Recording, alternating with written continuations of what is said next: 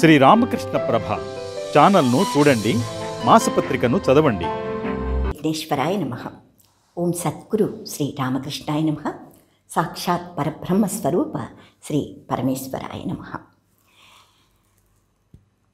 వందే శంభో ఉమాపతిం సురగురుం, వందే జగత్కారణం, వందే పన్నగభూషణం మృగధరం, వందే పశూనాం పతిం, వందే సూర్య శశాంక వహ్నినయనం, వందే ముకుందప్రియం, వందే భక్తజనాశ్రయంచ వరదం, వందే శివం శంకరం. ఈ శ్లోకం మనం ఎందుకు చెప్పుకున్నాము ఇవాళ ముందుగా అంటే, ఈరోజు మనం ఆ శివుణ్ణి ఉమాపతిని చేసిన ఆ ఘట్టాన్ని, శివపార్వతి కళ్యాణ ఘట్టాన్ని వివరించుకోబోతున్నాం. శివరాత్రి అంటే మాఘ బహుళ చతుర్దశి దినం ఈరోజు. ఈ శివరాత్రి సందర్భంగా మనం శివ కళ్యాణాన్ని, ఆ ఘట్టాన్ని నెమరు వేసుకుందాం. ముందుగా శ్రీరామకృష్ణ ప్రభ యూట్యూబ్ ఛానల్ ప్రేక్షకులందరికీ కూడా నా శుభాభివందనాలు, శివరాత్రి శుభాకాంక్షలు కూడా. అందరూ ఏకాగ్రంగా వినండి. ఇది పాత కథే అనిపిస్తుంది, కానీ ఈ కథలో ఎంత మధురిమ ఉంది అంటే, ఎప్పటికప్పుడు అది మళ్ళీ వింటుంటే సనాతనమైనా కూడా సనూతనంగానే ఉంటుంది అది. అటువంటి అద్భుతమైన ఈ గాథ, ముఖ్యంగా ఈ పద్ధతి, శివపార్వతుల వివాహం జరిగిన పద్ధతి మనం ఇప్పటికీ కూడా మన హిందువులము అదే పద్ధతిని అనుసరించి వివాహాలు జరిపిస్తున్నాం. అది ఇందులో విశిష్టత. ఈ వివాహ పద్ధతి ప్రారంభమైనది ఆ ఆది దంపతుల వివాహంతోనే. కనుక ఈ పద్ధతిని మనం ఇప్పటికీ కూడా అనుసరిస్తున్నాం. ఆ పద్ధతులు మనం ఈ కథ చెప్తున్నప్పుడు, ఈ పరిణయ గాథ చెప్పుకుంటున్నప్పుడు ఎప్పటికప్పుడు అది వాటి గురించి మనం ఇప్పుడు ఏం చేస్తున్నాం, అప్పుడు ఎలా జరిగింది, ఇప్పుడు ఏం చేస్తున్నాం అన్నీ కూడా మనం వివరించుకుంటూ ముందుకు సాగుదాం. ఈ శివ కళ్యాణ ఘట్టం వ్యాసుల వారు తన రుద్ర సంహితలో లిఖించారు. సూతుల వారు దాన్ని వీరికి సౌనకాదులకి వినిపించారు. బ్రహ్మ నారద సంవాదంగా బ్రహ్మగారు నారదుడికి శివపురాణాన్నంతా కూడా వినిపిస్తూ నారదుల వారు అడిగారట, తండ్రి, నాకు ఆ శివ కళ్యాణం గురించి తెలుసుకోవాలని ఉంది. శివుడు మొదట సతీదేవిని, ఆ తర్వాత పార్వతీదేవిని 2 సార్లు పరిణయం ఆడినట్లు నేను విన్నాను. అది అసలు ఆయన విరాగి, వివాహమే వద్దు, వివాహం పట్ల సుముఖత లేదు ఆయనకి, ఆ రకంగా ఆయన వర్తిస్తున్నప్పుడు ఆయన వివాహానికి ఒప్పుకోవటం జరిగింది. ఇది ఎలా సంభవమైంది, ఇది దానికి అటువంటి పరిస్థితులు ఎలా వచ్చాయి, ఇది ఎలా సంభవించింది అని నారదుడు బ్రహ్మగారిని అడిగితే, అప్పుడు బ్రహ్మగారు చెప్తున్నారు, నాయన చక్కటి ప్రశ్న అడిగావు, దీనికి మళ్ళీ నేను కొంచెం వెనక్కి వెళ్ళాలి. సృష్టి ఆదిలో మొట్టమొదట నేను ఉద్భవించాను, నా తండ్రి అయిన నారాయణ్ణి చూశాను. తర్వాత మా ఇద్దరికి మహేశ్వరుడు దర్శనమిచ్చాడు. ఇచ్చి ఆ తర్వాత ఆయన నాకు సరస్వతీదేవిని, విష్ణుమూర్తి నా తండ్రికి శ్రీలక్ష్మిని కళత్రాలుగా ప్రసాదించాడు. అంటే వారు మాకు అర్థాంగినులుగా, మాకు శక్తి స్వరూపిణులుగా వాళ్ళని మలచుకొని మమ్మల్ని ఈ కార్యక్రమాలు, మా కార్యక్రమాలు చేయమని ఆయన ఆదేశించాడు. అప్పుడు మేము ఆయన్ని ప్రార్థించి, స్వామి, ప్రభు, నీవు కూడా వివాహితుడివి కావాలి అని అర్థించాం. అప్పుడు ఆ మహేశ్వరుడు నవ్వుతూ, అది ఇప్పట్లో కుదరదు, నేను ఈశ్వరుడుగా అవతరించి మేరు పర్వతాన మహాకైలాసంలో ఉంటున్నప్పుడు, సృష్టి అంతా కూడా బాగా అభివృద్ధి చెందాక నేను సమయం వచ్చినప్పుడు వివాహం చేసుకుంటాను, అంటే మీరు తప్పక వివాహం చేసుకోవాలి అని నేను నా తండ్రి అర్థించాం. ఆయన సరేనని మాకు వాగ్దానం చేశాడు. తరువాత మేము మా కార్యక్రమాలు నిర్వహిస్తున్నాం. ఆయన ఈశ్వరుడుగా అక్కడ ఆ మహా కైలాసంలో ఉంటూనే మాకు సహకరిస్తున్నాడు. ఏ ఇబ్బంది కలిగినా ఆయనని అడిగేవాళ్ళం. సృష్టి ఆరంభమైంది. నారద, మొదట్లో నాకు సృష్టి రచన ఎలా చేయాలో తెలియక నా తండ్రిని ఆశ్రయించాను. ఆయన వద్ద జ్ఞానం పొంది తపస్సు చేసి ఆ తర్వాత నేను సృష్టి చేయడం మొదలుపెట్టాను. మొట్టమొదట నాలో నుండి నలుగురు మహాపురుషులు సనక, సనందన, సనత్కుమార, సనత్సుజాతులు అనేవారు ఉద్భవించారు. వారు నేను సృష్టి చేయమని అడిగాను వారిని. వారు అందుకు ఒప్పుకోక మేము తపస్సులకి వెళ్ళిపోతాం, మేము తపస్సు చేసి సాయుధ్యాన్ని పొందాలి, అంతేగాని సృష్టి కార్యక్రమం మేము చేపట్టాం అని ఖచ్చితంగా చెప్పి వారు తపస్సులకు వెళ్ళిపోయారు. నేను ఎంతో శాంతంగా సృష్టించాను కాబట్టి ఈ మహాత్ములు వెలువడ్డారు. ఇప్పుడు నాకు నిరాశ కలిగింది. వారు వెళ్ళిపోయిన తర్వాత ఒక నిరాశ, ఒక క్రోధం ఇలాంటివి నాలో కలిగాయి. నాకు రజోగుణం ఉద్భవించింది. ఆ గుణంలో నేను ఎంత ప్రయత్నించినా కూడా సృష్టి చేయలేకపోయాను. అప్పుడు నేను మళ్ళీ నా తండ్రిని ప్రార్థిస్తే ఆయన శివుడి గురించి తపస్సు చేయమని ఆయన సూచించాడు. సరే, ఆయన సలహా మేరకు నేను శివుడిని తపస్సు ఆ ధ్యానంలో నిలుపుకొని తపస్సు చేస్తూ ఉన్నాను. ఆ తపస్సు ఎన్ని ఏండ్లు సాగిందో నాకే తెలియదు. ఒక్కసారి నా 2 కనుబొమ్మల మధ్య, భ్రూ మధ్య భాగంలో నాకు ఒక అద్భుత దర్శనం కలిగింది. అందులో పరమేశ్వరుడు నాకు అర్ధనారీశ్వర స్వరూపంలో సాక్షాత్కరించాడు. అందులో నేను కాశీ పట్టణాన్ని చూశాను మొట్టమొదట. ఆయన మాకు లింగ దర్శనం ఇచ్చింది కాశీక్షేత్రంలో. ఆ క్షేత్రం కనిపించింది నా కనుబొమ్మల మధ్య, ఆ భ్రూ మధ్య భాగంలో. ఆ సమాధి స్థితిలో నేను ఉండగా ఆ తర్వాత అర్ధనారీశ్వర తత్వంలో ఆయన రూపం కనిపించింది. విరించి నువ్వు సృష్టి ఇలాగా పురుషుణ్ణి స్త్రీని వేరువేరుగా చెయ్యి అని ఆయన ఆదేశించినట్టుగా నాకు అనిపించింది. సరే, కళ్ళు తెరిచాడు. ఎదురుగుండా ఆయన ఆశీర్వదిస్తూ కనిపించాడు. వెంటనే అంతర్హితుడైపోయాడు. ఆ తర్వాత నాకు కొద్దిగా ఉత్సాహం వచ్చి ఈసారి మళ్ళీ ప్రయత్నించాను. 9 మంది ఉపబ్రహ్మలను నాలో నుండి ఉద్భవింపచేశాను.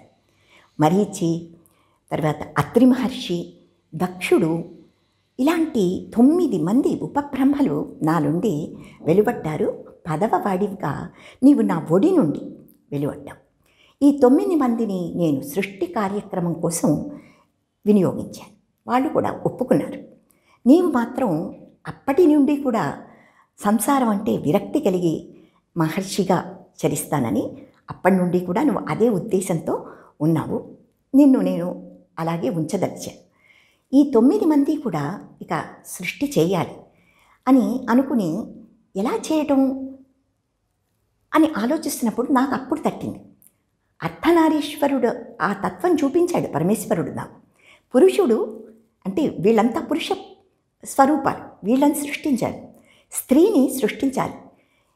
అయితే ఆ స్త్రీని సృష్టించడం నాకు త్వరగా సాధ్యం కాలేదు.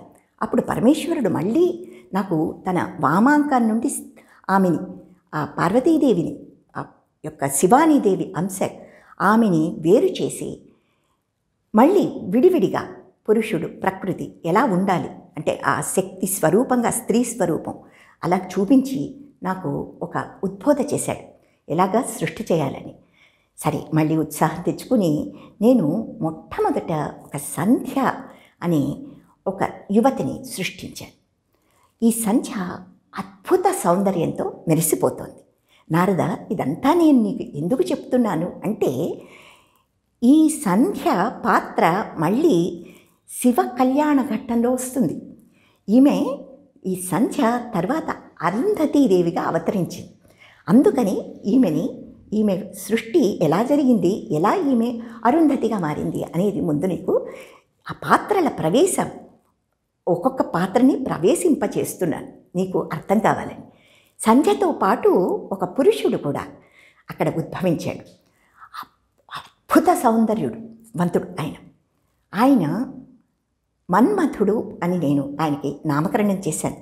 ఆయన ఉద్భవించగానే, ఆయన పుట్టంగానే మా అందరిలో కూడా ఏ నవబ్రహ్మలు, నేను, సంధ్య అందరం కూడా ఏదో వికారానికి లోనయ్యాం. ఏదో శరీరంలో వేరేగా కొన్ని అనుభూతులు కలిగాయి. దాంతో సంధ్య తత్తరపడి అక్కడి నుండి వెళ్ళిపోయి ఆమెకి ఈ భావాలు, ఇలాంటి ఏదో ఆకర్షణలు కలిగినట్టు అనిపించి అవి నచ్చక ఆమె చంద్రభాగా పర్వతానికి వెళ్ళి అక్కడ కూర్చుని, చంద్రభాగా నదీ తీరాన కూర్చుని తపస్సుకి ఉపక్రమించింది. ఆమె సంగతి తర్వాత చెప్తాను.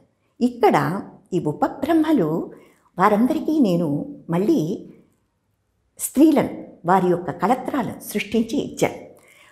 వారు సృష్టి కార్యం ఆరంభించారు. వాళ్ళ మధ్య ఆకర్షణ కలిగించే కార్యక్రమం మన్మథుడిది. అది ఆయనకిచ్చాను. మన్మథుడికి కొంచెం ఆయన ఆకర్షణ కలిగిస్తాడు. ఆ ఆకర్షణని అధికం చేయడానికి వసంతుడు అనేవాడిని నేను ఆహ్లాదకరంగా వాతావరణాన్ని ఉంచుతాడు ఆయన్ని కూడా నేను సృష్టించాను. ఇలా వీరిద్దరి సహాయంతో, మన్మథ వసంతుల సాయంతో ఇక ప్రకృతి అంతా కూడా మళ్ళీ ఈ సృష్టి అంతా కూడా అభివృద్ధి జరిగే కార్యక్రమం మొదలైంది. తర్వాత నేను నా స్వరూపంలో నుండి 2 రూపాలను ఉద్భవింపజేశాను. కుడిపక్క నుండి స్వయంభువ మనువు అనే పురుషుడు, ఎడమవైపు నుండి శతరూప అనే స్త్రీ ఉద్భవించారు. ఇది మానవులకి నాంది పలుకుతారు వీళ్ళు. అందుకని ఆ ఉద్దేశంతో వీళ్ళు మానవ సృష్టి చేయాలి, మైథునం అనే ఒక ప్రక్రియని సృష్టించి వీరికి అది చెప్పి భూలోకానికి వెళ్ళి మీరు సృష్టి అభివృద్ధి చేయండి అని వారిని ఆదేశించి అక్కడికి పంపించాను. వారి వల్ల మానవులు ఉద్భవించారు. ఇక్కడ దక్ష ప్రజాపతికి 60 మంది స్త్రీలు కన్యకలు కలిగారు. వారిలో 13 మందిని ఆయన మరీచిపుత్రుడైన కశ్యపుడికి ఇచ్చి వివాహం చేశాడు.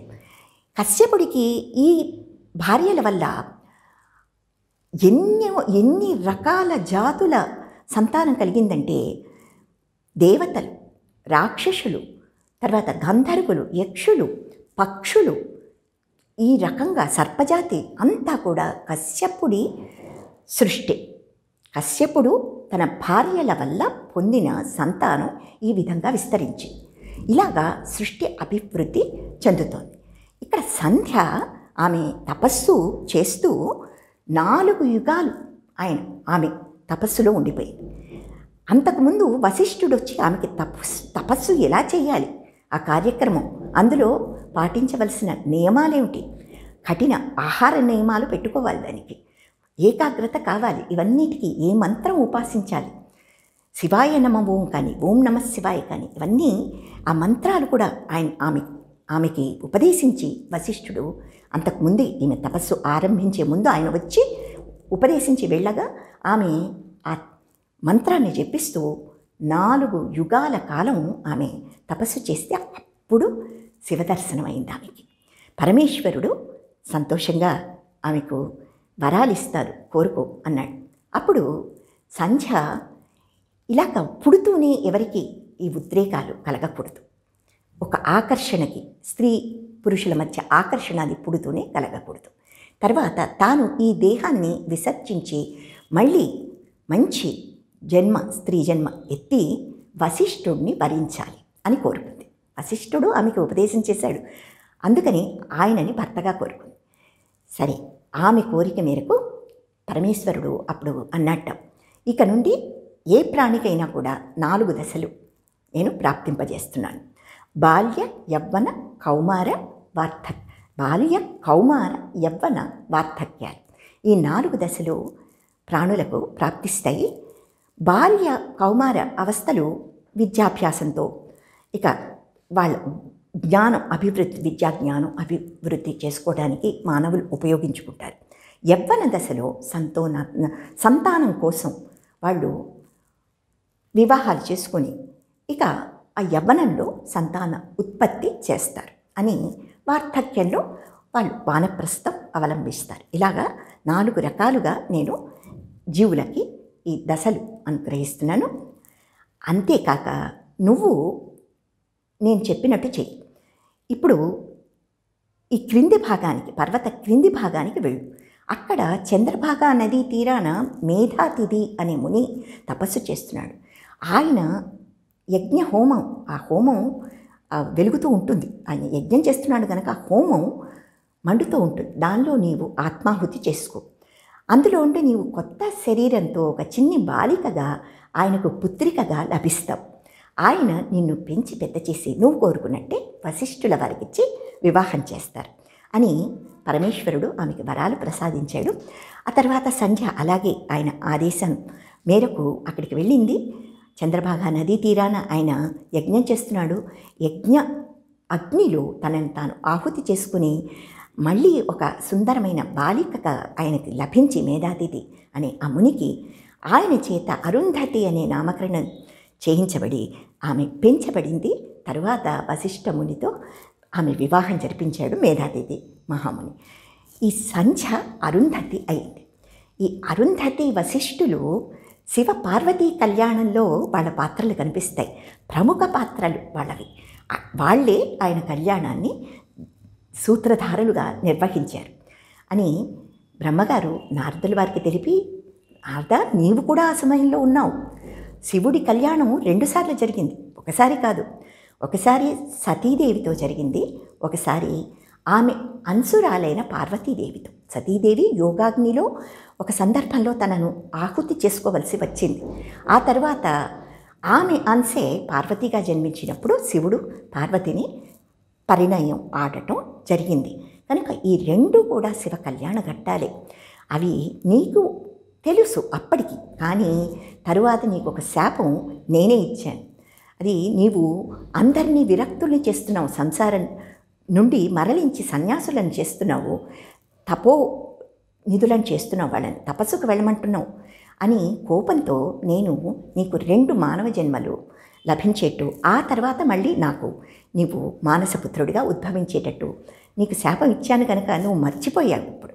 కానీ ఇవన్నీ నీ పాత్ర కూడా వాటిలో ఉంది అని చెప్తే అప్పుడు నారదుడు దయచేసి ఆ కళ్యాణ ఘట్టాలు నాకు వివరించండి తండ్రి అని అడిగట. అప్పుడు బ్రహ్మగారు మళ్ళీ చెప్తున్నారు, నారద శివుడిని నేను చెప్పాను కదా, ఆయన మాకు కళత్రాలని ఇద్దరికీ కూడా, నాకు నా తండ్రి అయిన విష్ణుమూర్తికి అనుగ్రహించాడు. ఆ శివుడిని మేము కూడా సంసారిగా చూడాలనుకున్నాం. కానీ ఎన్నిసార్లు ప్రయత్నించినా ఆయన మాత్రం వైరాగ్యం వదలడానికి ఇష్టపడటం లేదు. ఆ పరిస్థితిలో మాకు ఏం చేయాలో తోచలేదు. ఒకసారి నేను మన్మధుడిని ప్రేరేపించాను. పూల బాణాలు వేసి ఆయనని స్త్రీ పట్ల ఆకర్షణ కలిగేటట్టు చేయమని, ఆయనలో కోరికలు కలిగేటట్టు చేయమని నేను ఆదేశిస్తే ఆయన ప్రయత్నించాడు మన్మధుడు. కానీ శివుడిలో ఏమాత్రం చలనం లేదు. 2 సార్లు ప్రయత్నించిన తర్వాత మన్మథుడు విఫలుడై నాతో వచ్చి,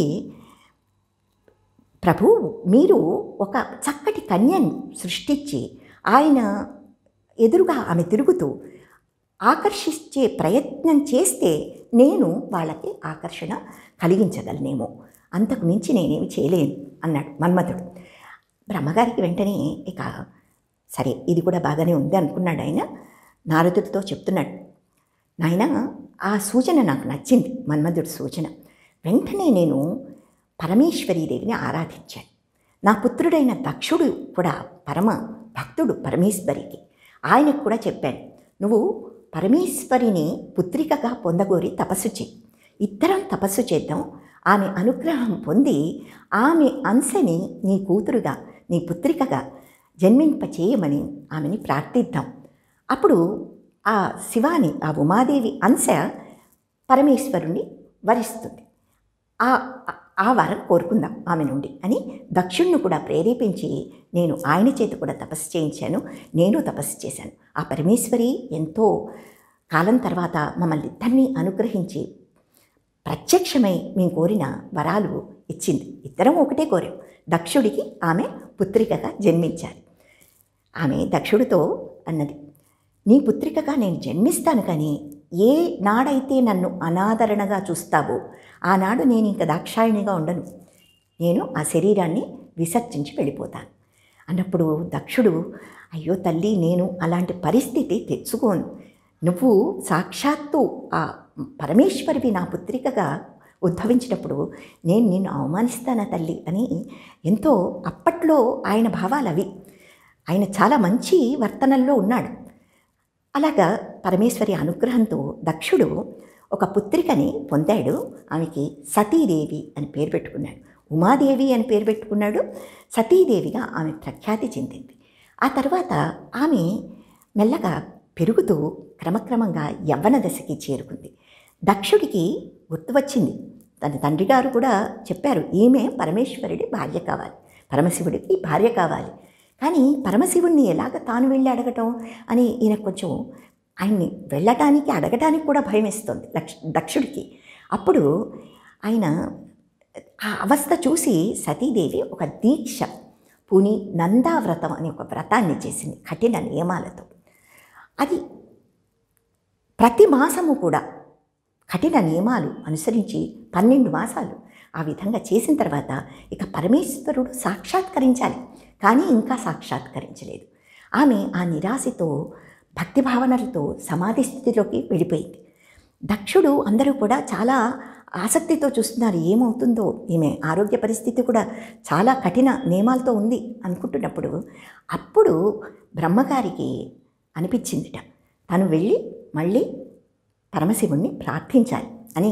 ఆయన మళ్ళీ దేవతలందరితో కలిసి, నారద నేను వెళ్ళి ఆ పరమేశ్వరుణ్ణి ఇకనైనా మమ్మల్ని అనుగ్రహించి పరమశివ నువ్వు వివాహం చేసుకోవాలి అని కోరినప్పుడు ఆయన ఉదాసీనంగా, నేను ఎక్కువగా ఇలాంటి సదాశివ తత్వంలో ఉంటాను, వైరాగ్యంతో చరిస్తూ ఉంటాను, నన్ను వివాహం చేసుకునే కన్యక అలాంటిదై ఉండాలి.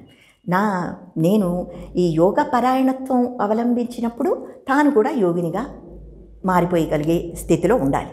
లేదు, నేను ఎప్పుడైనా ప్రజాక్షేమం కోసం సంతానోత్పత్తికి కానీ లేక సంసారంలో వర్తించాలంటే నాకు ఆమె అనుకూలంగా ఉండాలి. ఇటువంటి కన్య నాకు ఎక్కడ దొరుకుతుంది చెప్పండి అన్నట్ట పరమశివుడు నవ్వుతూ. అప్పుడు బ్రహ్మదేవుడు, నాయనా మేము పరమేశ్వరుని ప్రార్థించాం, ఆమె అనుగ్రహించింది, అటువంటి కన్య ఇక్కడ దక్షుడికి పుత్రికగా నీకోసమే పెరుగుతోంది. ఇప్పుడు కఠిన నియమాలతో వ్రతం చేసి సమాధిలో స్థితిలో ఉంది ఆమెకి నువ్వు సాక్షాత్కరించి త్వరగా ఆమెని వివాహం చేసుకోవాలి అన్నప్పుడు శివుడు సరేనన్నట్ట. సరే ఇక ఆమెకి సాక్షాత్కరించి చేసుకుంటానని చెప్పాడు. వివాహం దక్షుడికి బ్రహ్మగారి చేత రాయబారం పంపించాడు, ఇలాగా ఆయన కన్యని తాను పరిణయం ఆడుతాడు అని.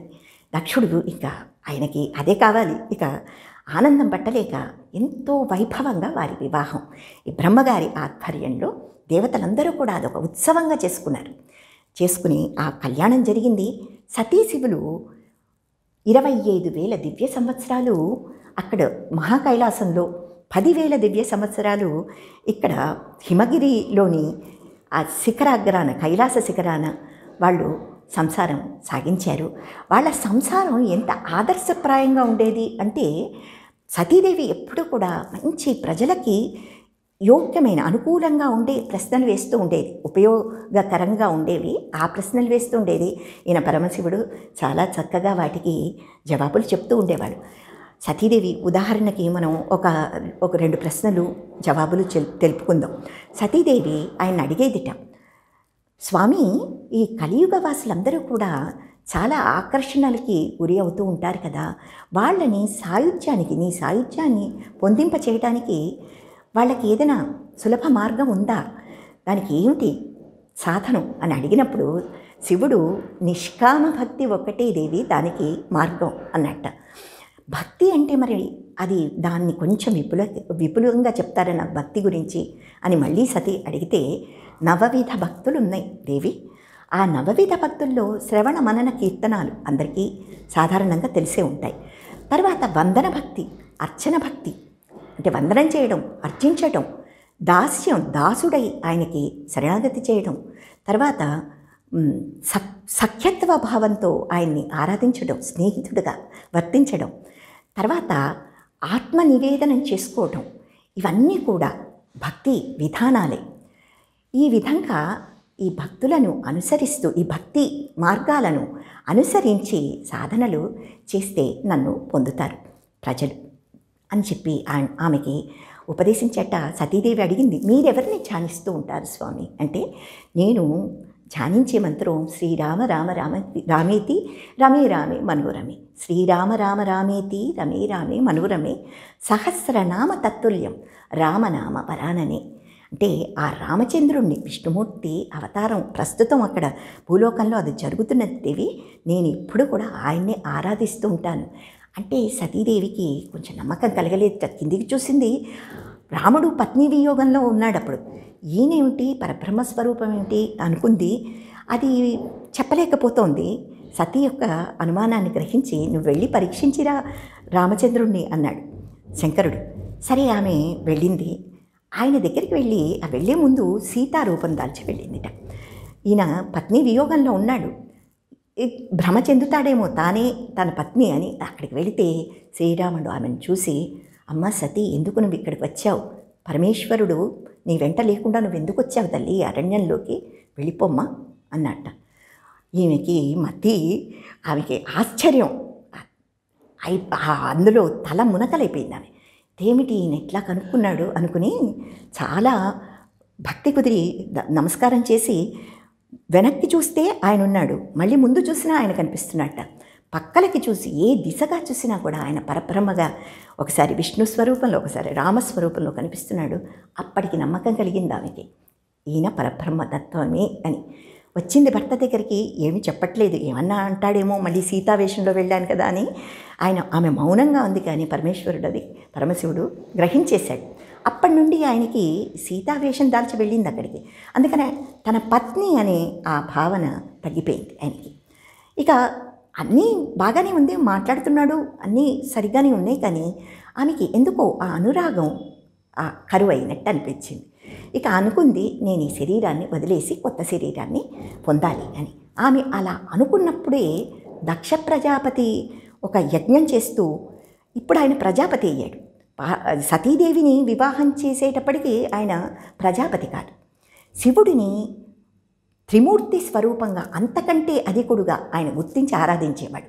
అప్పట్లో నవనిధి నాయకుడు అంటే ఆయనే, ఆయన వల్లే అందరూ ధనం పొందుతారు. ఇవన్నీ ఆయనకి తెలిసిన సంగతులే. అందుకని తన కూతురిని ఆయనకి అడిగి అల్లుడిగా ఆయన్ని చేసుకున్నాడు. ఆయన పాణిగ్రహణం చేయించాడు తన కూతురుతో. అలాంటి వాడు బ్రహ్మగారు ఇప్పుడు ఆయన్ని కాలగమనంలో ప్రజాపతిని చేశాడు. అహంకరించి శివుడంటే చులకన భావన ఏర్పడింది. మొదటిది తన అల్లుడు, ఆయన తనకి నమస్కరించాలి, నేను ఆయనకి నమస్కరించేదేంటి, అహంకారం పెరిగిపోయింది. అలాగే ఈయనకి ఏమీ లేదు, నిరుపేద అనే చులకన భావం కూడా ఆయనకి కలిగింది. దాంతో ఇక ఆయన్ని పట్టించుకోకుండా తను ఏ యజ్ఞం చేసినా మిగతా కూతుర్లని అల్లుళ్ళని అందరినీ ఆహ్వానించి ఈయనని మాత్రం, ఈ కూతుర్ని అల్లుడిని ఆహ్వానించక అలా నిర్లక్ష్య భావంతో ఉన్నప్పుడు ఒకసారి సతీదేవి చూసిందట, అందరూ తన తండ్రి చేసే యజ్ఞానికి వెళ్ళటం గమనించింది ఆమె. మనం కూడా వెళదాం రమ్మని ఈశ్వరుణ్ణి అడిగితే ఆయన అన్నాడు, ఇది సరైన సమయం కాదు, నీ తండ్రి నా మీద కోపంగా ఉన్నాడు కాబట్టి మనం పిలవని పేరంటంగా వెళ్ళకూడదు దేవి అంటే, ఆమె లేదు స్వామి, ఎక్కడో పొరపాటు జరిగింది, నేను వెళ్ళి సరిచేసి వస్తాను అని వెళ్ళి ఆయన్ని, పాపం తండ్రిని మార్చాలని చూసింది. శివుడి గొప్పతనం గుర్తు చేసింది. కానీ దక్ష ప్రజాపతికి ఇవన్నీ కూడా వెగటుగా వస్తున్నాయి. ఇప్పుడు ఆమెని చీత్కరించుకొని శివనింద చేసి ఆమెని చాలా బాధ పెట్టాడు. దాంతో ఆమెకి ఈ శరీరం నాకు వద్దు, ఈ దక్షుడు ఇచ్చిన శరీరం వద్దు అనుకుని ఆమె యోగాగ్ని రగుల్చుకుని దాంట్లో తనని తాను ఆహుతి చేసుకుంది. ఆమె ఇలా ఆహుతి చేసుకుంది అన్న వార్త విని పరమశివుడు ఆగ్రహంతో, మనం కథలో చెప్పుకున్నాం, వీరభద్రుణ్ణి భద్రకాళిని పంపి దక్షవాటికని నాశనం చేయించి, తర్వాత దేవతల కోరిక మీద మళ్ళీ పునరుద్ధరించి దక్షుడికి మేకతల అతికించి ఆ యజ్ఞాన్ని మళ్ళీ పరిసమాప్తి చేయించాడు. ఇదంతా అయిన తర్వాత ఆయనకు ఒక వైరాగ్యం కలిగి 60,000 సంవత్సరాలు దీర్ఘ తపస్సులో ఉండిపోయాడు ఆయన. ఇక ఈ సృష్టిలో ఎన్నో మార్పులు జరిగాయి. సతీదేవి అక్కడ వింధ్య పర్వతాన ఆయన్నే ఆరాధిస్తూ ఆయనకే పత్నిగా కావాలని ఆమె తపస్సు చేస్తోంది. ఈయన తపస్సులో ఉన్నాడు వైరాగ్యంతో. ఇక్కడ తారకాసురుడు అనే రాక్షసుడు ఉద్భవించి ప్రజల్ని పీడిస్తున్నాడు, భూలోకవాసుల్ని, దేవతలని, అందరినీ కూడా పీడిస్తున్నాడు ఆయన. దేవతలు ఆయనకి ఒక వరం ఉందని దేవతలకు తెలుసు, బ్రహ్మగారే ఇచ్చారు అది. మృత్యువు లేకుండా అంటే అది కుదరదన్నారు బ్రహ్మగారు. అప్పుడు ఆయన శివుడికి సంసార జీవితంలో పుట్టే పుత్రుడు నన్ను వధించగలగాలి, అంతే నేను కోరుకునేది అన్నాడు. ఈయన ఇంకా మళ్ళీ పెళ్లి చేసుకోడు, సతీదేవి ఒక్కటే ఆయనకి ఆ వైరాగ్యంలో ఉన్నాడు కదా అనుకున్నాడు ఆయన. కానీ దేవతలు ఇప్పుడు ఈయన తారకాసురుడి బాధ నుండి తప్పించుకోవడానికి శివుడికి పుత్రుడు కలగాలి అంటే వివాహం చేసుకోవాలి. దేవతలు అందరూ కూడా మళ్ళీ ఆ పరమేశ్వరుని ప్రార్థించారట. తల్లి సతీదేవిగా నువ్వు ఒకసారి అవతరించావు, ఇప్పుడు ఆయన ఆమె లేదని వైరాగ్యంలో ఉన్నాడు, నువ్వు మళ్ళీ అవతరించి సతీదేవి అంశను అక్కడ ప్రవేశపెట్టి నీకు ఇష్టమైన వారి వద్ద ఆ తల్లిదండ్రులుగా ఎంచుకొని వారికి ప్రాప్తింపజేసి ఆమెను పుత్రికగా పొందే భాగ్యం ఆయన ఆమెను వరించేటట్టు, నీ సతీదేవి అంశను వరించేటట్టుగా చెయ్యాలి తల్లి అని ప్రార్థించారు. ఆమె పరమేశ్వరి కనికరించి సరేనన్నింది. తర్వాత పరమేశ్వరి తన పూర్ణాంశ అయిన సతీదేవిని పూర్ణ స్వరూపంలో ఇక్కడ ప్రవేశపెట్టింది. ఎవరికి గర్భంలో? మేనకాదేవి, హిమవంతుడు, వీళ్ళు అతి ఉత్తమ దంపతులు, చాలా భక్తులు. హిమవత్ పర్వతం, ఆ పర్వతగిరి అంటే ఆ హిమవంతుడు ఎంత ఉత్తముడంటే తన తపస్సులు తన గిరి మీద తపస్సు చేసే వారందరికీ కూడా అన్ని సదుపాయాలు చూసుకుంటాడు ఆయన. అతిథి సేవనం చేస్తాడు, తపస్సు వాళ్ళు దీర్ఘకాలం చేసి విరమించుకునే వరకు సేవలు చేస్తాడు ఆయన. అటువంటి అతిథి సత్కారం, చాలా గౌరవ మర్యాదలు చూపిస్తాడు అందరి పట్ల. ఈ భావాలు, ఈ గుణాలు నచ్చే హిమవంతుడు బ్రహ్మగారికి. ఆయనకు కూడా భాగాలు అంటాం మనం, దేవతలకి వెళతాయి అవి యజ్ఞం చేసినప్పుడు. అది హిమవంతుడికి కూడా ఇచ్చారు ఆయన. అలాగే మీనాదేవి కూడా పరమయోగినిట, ఈ జన్మ దాల్చక ముందు. ఆమె భక్తితో తన సోదరీమణులు ఆమె విరాగినులుగా చరిస్తున్నారు ఆ దేవలోకంలో, స్వర్గంలో. అటువంటిది ఆమె ఒకసారి ఈ ముగ్గురు సోదరీమణులు కూడా సనత్కుమార, సనత్ సుజాతులు, సనక సనందనాథులు అటు వచ్చినప్పుడు చూడక వారికి నమస్కారం చేయకపోయినప్పటికీ వారు శాపం ఇచ్చారు, ఈ ముగ్గురు కూడా భూలోకాన జన్మిస్తారు అని. అందులో మేనాదేవి హిమవంతుడికి పత్ని అయింది. భూలోకాన జన్మించినప్పుడు ఎలాగ తమకి మళ్ళీ ఉద్ధరింపబడతామని ఆమె అడిగినప్పుడు, నీకు పరమేశ్వరీదేవి పుత్రికగా జన్మిస్తుంది, తర్వాత నువ్వు ఈ శాపం పోతుంది అని ఆయన చెప్పారు. అలాగే వీరిద్దరిని అనుగ్రహించి పరమేశ్వరి సతీ అంశని మీనాదేవి గర్భంలో ప్రవేశపెట్టి పార్వతిగా జన్మింపజేసింది. ఆ పార్వతి క్రమక్రమంగా యుక్త వయస్సుకి వచ్చింది. చిన్నప్పటి నుండి కూడా శివుణ్ణి ఆరాధించేది. తర్వాత నారదుల వారు వచ్చి చెప్పారట, ఈమె పరమశివుడికి పత్ని అవుతుందని. అంతేకాదు కైలాస శిఖరాన హిమవంత, నీ కైలాస శిఖరంలో ఆయన తపస్సు చేస్తున్నాడు పరమేశ్వరుడు, పరమశివుడు. నీవు ఈ యువతిని అక్కడ సపర్యలకి వినియోగించు, ఆయన దగ్గరికి తీసుకెళ్ళు అని నారదుడు సూచించడంతో హిమవంతుడు ఆమెని తీసుకెళ్ళి పరమశివుడిని అర్థించాట. ఈమెని నీ సపర్యలకి వినియోగించుకోనాయన, నీకు చక్కగా అన్నీ చేసి పెడుతుంది సేవలు అని చెప్పినప్పుడు శివుడు కొద్దిగా బాహ్య స్మృతిలో ఉన్నాడప్పుడు. ఆయన నవ్వి, స్త్రీ సపర్యలు అది ఎంతమాత్రం మనం తీసుకోవచ్చు, ఆ స్త్రీ సపర్యల వల్ల మనం పురుషులం, మనకి చాంచల్యం కలుగుతుంది కదా, అందుకు నేను ఆలోచిస్తున్నాను హిమవంత అన్నప్పుడు పార్వతీదేవి అనిందిట, స్వామి మీకు తెలియందే ఉంది, స్త్రీ శక్తి స్వరూపిణి, ఆ శక్తి వల్లే కదా మీరు ఇంత తపస్సు చేస్తున్నారు ఇంతకాలంగా. కాబట్టి మీ శక్తి అంత గొప్పదైనప్పుడు నాలాంటి మామూలు వాళ్ళు మిమ్మల్ని ఏమీ చేయగలుగుతారు, ఏ విధంగా మీకు హాని చేయగలుగుతారు అన్నప్పుడు పరమశివుడు సంతోషించి, అలాగే నాకు సపర్య చేయి అని ఆమెని సపర్యలకి వినియోగించాడు. హిమవంతుడు చేస్తోంది, ఈమె శంకరుడు కూడా ఒప్పుకున్నాడు. ఆయనకి రోజు ఆశ్రమం శుభ్రం చేయడం, ఆయన తపస్సులో దీర్ఘకాలం ఉండిపోయినప్పుడు ఆయన శరీర భాగాలన్నింటినీ శుభ్రపరిచి ఇలాగ సంరక్షిస్తూ తన చెలికత్తలతో పొద్దున్న నుండి సాయంత్రం దాకా ఉండి తర్వాత ఇంటికి వెళుతోంది పార్వతీదేవి. ఇలా చాలా కాలం దీర్ఘకాలం గడిచాక దేవతలు తొందరపడి ఆయన మీదకి మన్మథుణ్ణి బాణాలు ప్రయోగించమనడం, ఆ బాణాలు ప్రయోగించినప్పుడు ఆయన కొంచెం విచలితుడై కళ్ళు తెరిచి మన్మథుడి వైపు చూశాట కోపంగా, ఆయన భస్మం అయిపోయాడు. రతీదేవి వచ్చి ప్రార్థించింది, స్వామి దేవతల వల్ల వాళ్ళు అభ్యర్థించడం వల్ల నా పతి ఇలా చేశాడు అన్నప్పుడు ఆయన సరే అయితే నీకు మాత్రం ఆయన ఇప్పుడు ప్రస్తుతానికి కనిపిస్తాడు, ఆయన కార్యాలన్నీ ఆయన చేస్తాడు. కానీ ఈయన కృష్ణుడికి ద్వాపరయుగాన ప్రద్యుమ్నుడు అనే పుత్రుడుగా పుట్టి శంబరాసురుణ్ణి వధించిన తర్వాత ఉద్ధరింపబడతాడు అని ఆమెని ఊరడించి పంపేశాడు. ఇక అక్కడ ఉండాలనిపించలేదు పరమశివుడికి, అదృశ్యుడైపోయాడు. పార్వతి చాలా నిరాశ చెందింది.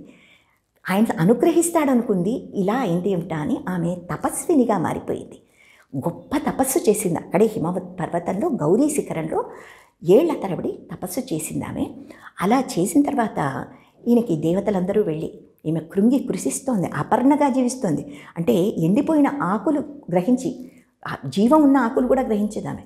ఎండిపోయిన ఆకులు తిని బతుకుతోంది, శుష్కించిపోయింది. నీవు కరుణించాలి, తారకాసురుడి బాధలు కూడా ఎక్కువ ఉన్నాయి స్వామి, ఇక వివాహ సమయం ఆసన్నమైంది అన్నప్పుడు పరమేశ్వరుడు సరేనన్నట్ట ఆమెకి దర్శనమిచ్చి ఇక ఆమెను కూడా స్వాంతనపరిచి, నువ్వు ఇంకా ఇంటికి వెళ్ళు దేవి, నేను నీ తండ్రి వద్దకు నేను రాయబారిని పంపిస్తాను అని చెప్పి ఆయన ఈసారి సప్తర్షులని పిలిపించాడు.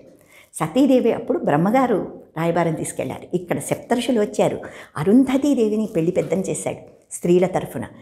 ఇద్దరు అంటే అరుంధతి, వశిష్ఠులు, మిగిలిన 6 ఋషులు, అందరూ సప్తర్షులు అందరూ వెళ్ళారట హిమవంతుడి దగ్గరికి.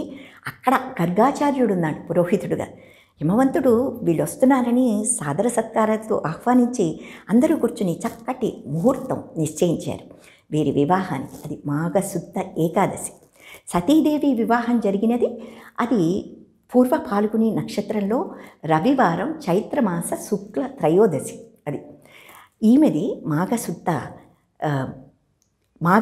ఏకాదశి దినం, పార్వతితో శివ కళ్యాణం జరిగిన దినం కనుక ఆ కళ్యాణం మాఘమాసంలోనే ఇది కూడా వస్తుంది. కాబట్టి శివరాత్రి దినాన ఆ ఘట్టాన్ని కూడా మనం స్మరించుకుంటూ శివ కళ్యాణం నిర్వహించుకుంటాం. ఇక హిమవంతుడు లగ్నపత్రిక రాయించాడు. అద్భుతమైన ముహూర్తం సప్తర్షులు నిర్ణయించారు. అరుంధతి పార్వతిని ముద్దాడింది. అబ్బా ఎంత అదృష్టవంతుడమ్మా శివుడు, ఇలాంటి సౌందర్యవతి రూపవతి లభిస్తోంది అని కొనియాడింది పార్వతిని. తర్వాత ఇక వీళ్ళు అంతా కూడా లగ్నపత్రికలు రాసుకున్నారు. గర్గాచార్యుల వారు కూడా ఆమోదించారు దాన్ని. తరువాత మైనాకుడు అంటే పార్వతి అన్నగారు 100 మంది సోదరులు ఉన్నారట. ఈవిడ పుట్టే ముందు హిమవంతుడికి 100 మంది పుత్రులు కలిగారు. మైనాకుడు మొదటివాడు. ఆయన శుభలేఖ తీసుకువెళ్ళి శివుడికి ఇచ్చాడు. ఇదే లగ్నపత్రిక రాయించడం అనేది ఇప్పుడు మనం పాటిస్తున్నాం ఆ ఆచారం. శుభలేఖ తీసుకువెళ్ళారు, అందరికీ పంచమని నారదుల వారికి ఆదేశించారట పరమేశ్వరుడు. పరమశివుడు, నారద నువ్వు వెళ్ళి అందరినీ ఆహ్వానించిరా, ఈ లగ్న పత్రిక చదివి మా వివాహానికి రమ్మని ఆహ్వానించు అంటే త్రిలోక సంచారి ఆయన. ఇక సంతోషపడి అన్ని లోకాలకి వెళ్ళి అందరినీ ఆహ్వానించి వచ్చాడు ఆయన. హిమవంతుడు కూడా ఎంతో ఆడంబరంగా ఘనమైన విడుదలు, వసతులు, అన్ని సదుపాయాలు చేశాడు. ఎదురేగాడు, పరమేశ్వరుడు వస్తున్నాడు. ఆయన అద్భుతంగా ఉందిట ఆయన రూపం. కొంతమంది మీనాదేవి ముందు కొంచెం దిగులు చెందిందిట, ఈయన దిగంబరుడుగా ఉంటాడని విన్నాను, తర్వాత విరూపాక్షుడు అని రూపం లేనివాడు, మంచి రూపం లేనివాడని విన్నాను, ఎలాగా అనుకుంటోందామే. ఈయన నందివాహనం మీద అద్భుత రూపంలో ధవళ కాంతులేనుతూ అసలు చూసిన వారు కన్ను తిప్పుకోలేరు, కందర్ప దివ్యమూర్తి అయి వస్తున్నట్టు ఆయన. అటువంటి సుందరుణ్ణి చూసి ఈమె సంతోషపడింది మీనాదేవి. పార్వతీదేవి, ఆమె కూడా పార్వతీదేవి అద్భుత సౌందర్యంతో మెరిసిపోతుంది. ఇక్కడ దేవతలందరూ కూడా ప్రమదగణాలు అందరూ వెనకొస్తున్నారు. ఈయన నందిని ఆరోహించి ఇక్కడికి వచ్చాడు. ఆయనకి ఎదురు వెళ్ళి, ఎదుర్కోలు అంటాం మనం, ఆ కార్యక్రమం వివాహంలో జరుపుకుంటాం. శుభలేఖలైపోయింది, ఎదుర్కోల కార్యక్రమం చేశాడు హిమవంతుడు. అందరితో కలిసి తన పరివారంతో ఆయన్ని ఘన సత్కారాలతో ఘనంగా ఎదుర్కోలు కార్యక్రమం చేసి సత్కారం ఇచ్చి మంచి విడిది వసతులు, అందరూ విడివిడిగా ఒక్కొక్క దేవతకి విడివిడిగా సదుపాయాలు ఏర్పాటు చేసి చక్కగా మంచి వేదిక నిర్మించి దాని మీద వీళ్ళిద్దరిని కూర్చోబెట్టి వధూవరులని మధ్యన తెరకట్టి జీలకర్ర బెల్లం ఈమె మీద ఆయన మీద ఈమె జీలకర్ర బెల్లం ముద్దగా చేసి పెట్టుకోవడం. జీలకర్ర బెల్లం ఆరోగ్యానికి చాలా మంచిది అవి. అలాగే ఆయుష్యవృద్ధిని చేస్తే మానవ కళ్యాణానికి ఇవి ఉపయుక్తంగా ఉంటాయి అని ఈ పద్ధతులు సప్తర్షులు నిర్ణయించారు. కనుక అవి పాటించారు వీళ్ళు. తెర కట్టి ఈ ఇదంతా కూడా చేయించి, అంతకుముందు శివుడు ఇది కూడా వేడుక కార్యక్రమం, నేను ఇక విరాగిగానే ఉంటాను, నాకు నీ కూతుర్ని చేసుకోనని వెళ్ళిపోతున్నట్ట. అప్పుడు బావగారైన మైనాకుడు వచ్చి, బావా మీరు రావాలి, నా చెల్లెల్ని పరిగ్రహించాలి అని మనం కాశీయాత్ర అని చేస్తాం, అది కూడా జరిపించారు. మైనాకుడు ఎదురు వెళ్ళి తీసుకొచ్చాడు. అక్కడ సతీదేవి వివాహం చేసినప్పుడు విష్ణుమూర్తి వెళ్ళాట. కాశీయాత్ర కార్యక్రమం సోదరి, ఆమె పరమేశ్వరి అంశలే, విష్ణుమూర్తి సతీదేవి కూడా, ఈమె నా సోదరి అని ఆయన జరిపించాడు అప్పుడు ఆ కార్యక్రమం. ఇక్కడ ఈయన జరిపించాడు. మైనాకుడు తన సోదరికి కాశీయాత్ర కార్యక్రమం సోదరి వివాహంలో జరిపించాడు. అది అయిన తర్వాత మాంగళ్య ధారణ జరిగింది. అగ్ని ప్రదక్షిణం చేశారు. మాంగళ్యం తంతునానైనా మమ జీవన హేతున అని మనం ఆ పద్యం చెప్పుకుంటాం. అక్కడి నుండి వచ్చింది అది. ఇద్దరిని వధూవరులు ఇద్దరినీ తీసుకెళ్ళి తర్వాత సప్తర్షులు, అప్పటికి అరుంధతి నక్షత్రం కాదు, ఇక జీవితురాలే, వశిష్ఠుడితో పాటు ఆమె ఎదురుగా ఉంది. వశిష్ఠుడికి అరుంధతికి నమస్కరించుకున్నారు వధూవరులు. ఇప్పటికీ మనం అదే పద్ధతి పాటిస్తూ అరుంధతి నక్షత్రం అదిగో అని చూపిస్తాం వధూవరులకి. అంటే కనిపించినా కనిపించకపోయినా వాళ్ళు భావించుకొని నమస్కారం పెట్టేసుకుంటూ ఉంటారు. ఆ పద్ధతి ఇప్పటికీ అవలంబిస్తున్నాం. ఈ హిందూ వివాహ పద్ధతులు ఇప్పుడు ఏవి మనం ఆచరిస్తున్నామో అక్కడి నుండి వచ్చినవే అన్నీ ఆ ఆది దంపతుల వివాహ కార్యక్రమంలో జరిగిన మహోత్సవాలే. తర్వాత అగ్ని ప్రదక్షిణం జరిపించాడు. హిమవంతుడు తన పండితుడు చెప్పినట్టు, పురోహితుడు చెప్పినట్టు, సప్తర్షులు చెప్పినట్టు అగ్ని చుట్టూ 7 ప్రదక్షిణాలు చేశారు వధూవరులు. తర్వాత కట్న కానుకలు చాలా, ఆయనకేం తక్కువ, బోలెడు అంత కానుకలు ఇచ్చి కూతుర్ని సాగనంపాడు. తర్వాత ఇక్కడ దేవతలందరూ కూడా తమ తమ వైభవానికి తగినట్టుగా కానుకలు సమర్పించుకున్నారు పరమశివుడికి. ఆఖరికి నందీశ్వరుడికి అప్పటికి వివాహం కాలేదు. తర్వాత సూయస అనే కన్యతో వివాహం జరిపించారు పార్వతీ పరమేశ్వరులు. ఆ నంది ఏం చేశాడంటే తన స్వామికి ఏదో ఇవ్వాలి తను కూడా అని అక్కడ ఒక మంచి చక్కటి కేళి గృహం నిర్మించి ఇచ్చాట. ఎక్కడ కైలాస శిఖరాన ఒక అద్భుతమైన భవనం, ఆ భవనంలో కేళి గృహం నిర్మించి వీళ్ళకి అక్కడ ఏర్పాటు చేశాడు. మొదటి రోజు అక్కడ గడపాలని ఏర్పాటు చేశాడు నందీశ్వరుడు. ఈ విధంగా ఆ నంది ఆనందం అయితే అసలు చూడలేకపోతున్నారు అందరూ, అంత ఆనందపడిపోతున్నాడు. బ్రహ్మగారు ఇదంతా ఆనందంగా చెప్తూ నారదుడికి, ఆహా ఆ రోజు ఆ అద్భుత సౌందర్యం శివుడిది నేను ఎలా వర్ణించను నారద, మేమందరం అసలు దేవతలమే కళ్ళు తిప్పుకోలేకపోయాం. ఆయన్ని ఆ పెళ్లి కొడుకుగా అలంకరించింది ఎవరు? శ్రీలక్ష్మి, సరస్వతి, గాయత్రీదేవి వీళ్ళందరూ వచ్చేశారు. ఎక్కడెక్కడి వాళ్ళు స్త్రీలు, సచీదేవి అందరూ వచ్చి ఆయన్ని మధ్యలో పరిహాసాలు ఆడుతూ కొత్త పెళ్లి కొడుకుగా ఆయన్ని చేశారు. తర్వాత అలంకరించి తీసుకొచ్చారు వివాహ వేదికకి. అటువంటి అద్భుతంగా జరిగింది ఆ వివాహం అని బ్రహ్మగారు నారదుడికి ఉపదేశించింది తన్మయత్వంతో. సూతుల వారు సౌనకాదులకి వివరించినప్పుడు వాళ్ళదంతా కూడా శరీరం ఆనందంతో గగుర్పాటు చెందింది. అట్లాంటి ఈ ఉదంతాన్ని మనం చెప్పుకున్నాం. శివరాత్రి రోజు ఈ శివపురాణ ప్రవచనంలో ఈ ఘట్టాన్ని మనం చెప్పుకోవడం ఎంతో విశేషం. ఇది చేసిన తర్వాత శివరాత్రి వ్రతం ఆచరించిన వాళ్ళు శివగీత అని వినాలి. అది రాముల వారు అరణ్యంలో సంచరిస్తూ ఇక రావణాసురుడిని తను జయించలేడేమో అని ఒక సందర్భంలో నిరాశ చెందినప్పుడు శివుడు ఆయనకు ప్రత్యక్షమయ్యి, ఇక్కడ రాముడు మానవుడు, శివుడు పరబ్రహ్మ స్వరూపంగా ఆయనకి బోధలు చేశాడు. ఆయన భగవద్గీత కృష్ణుడు అర్జునుడికైతే ఎలా బోధించాడో అలాగా ఈయన శివుడు రాముడికి బోధించి, ఇది సహజం, జీవులకు ఇలాంటి దుఃఖాలు అప్పుడప్పుడు వాళ్ళకి కలుగుతూ ఉంటాయి అని చెప్పి ఆయనకి స్వాంతనం చేసి తర్వాత పాశుపత అస్త్రాన్ని అనుగ్రహించేట. ఇవన్నీ కూడా శివగీత చదువుకోవాలి, ముఖ్యమైన పద్యాలు. తర్వాత దక్షిణ తాంబూలాలతో మరునాడు బ్రాహ్మణుడికి ఆయనకి సత్కరించి భోజనం ఆయనకి పెట్టి తర్వాత ఈ ఆచరించిన ఈ పురుషుడు కూడా వ్రతాన్ని సమాప్తి చేసుకోవాలి. ఇది వక్తగా సూతుల వారు, వీరు శ్రోతలుగా సౌనకాదులు, వీరంతా ఇంత ఆనందంగా చెప్పుకున్న శివపురాణం వ్యాస విరచితం. 7 సంహితలు కూడా మనం చెప్పుకోవటం ముఖ్యమైనవి, ఆ విశేషాలు జరిగింది. అంతా కూడా మనం శ్రవణం ఒకసారి చేశాం కాబట్టి ఊరుకోకూడదు, మననం చేసుకోవాలి. మాటి మాటికి ఈ శివరాత్రి దాకా ఇంకా మనకి సమయం ఉంది కనుక మళ్ళీ మళ్ళీ శ్రవణం చేద్దాం, మళ్ళీ మళ్ళీ స్మరణం చేసుకుందాం, కీర్తన చేద్దాం. ఆ తర్వాత ఈ కార్యక్రమాన్ని మనం వ్రతాచరణం పూజించుకుందాం.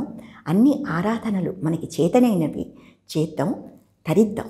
సర్వేజన సుఖినో భవంతు. సర్వం శ్రీ పరమేశ్వరార్పణమస్తు. ఓం శాంతి శాంతి శాంతి.